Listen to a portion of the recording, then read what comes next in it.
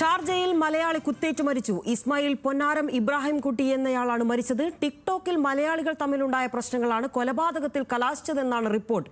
പ്രതിയും മലയാളിയാണെന്നാണ് സൂചന. ഷാർജ അൽനാദയിലാണ് സംഭവം. വിവരങ്ങളുമായി ശരത് ലാൽ ഉണ്ട്. ശരത് ലാൽ, ടിക്ടോക്കിലെ പ്രശ്നങ്ങളാണ് പിന്നീട് ഈ കുത്തലിലേക്കും മരണത്തിലേക്കുമൊക്കെ നയിച്ചതെന്ന് മനസ്സിലാക്കുന്നു. എന്തിന്റെ പേരിലാണ് പ്രശ്നമുണ്ടായത്? എപ്പോഴായിരുന്നു സംഭവം?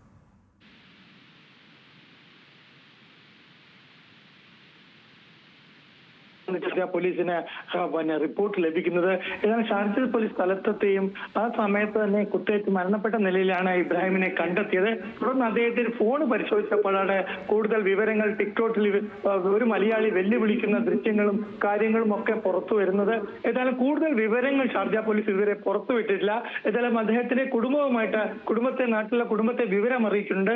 ഇന്ത്യൻ ഷാർജ മലയാളി അസോസിയേഷനും പ്രശ്നത്തിൽ ഇടപെട്ടിട്ടുണ്ടെന്നാണ് നമുക്ക് ലഭിക്കുന്ന വിവരം. ഏതായാലും കൂടുതൽ വിവരങ്ങൾ ഇപ്പോൾ ഇതുവരെ ഷാർജ പോലീസ് പുറത്തുവിട്ടില്ല. ഇതാണ് ടിക്ടോക്ക് സംബന്ധിച്ച വെല്ലുവിളിയാണ്. പ്രതിയും മലയാളിയാണ് എന്ന് തന്നെയാണ് ഷാർജ പോലീസ് നൽകുന്ന സൂചന.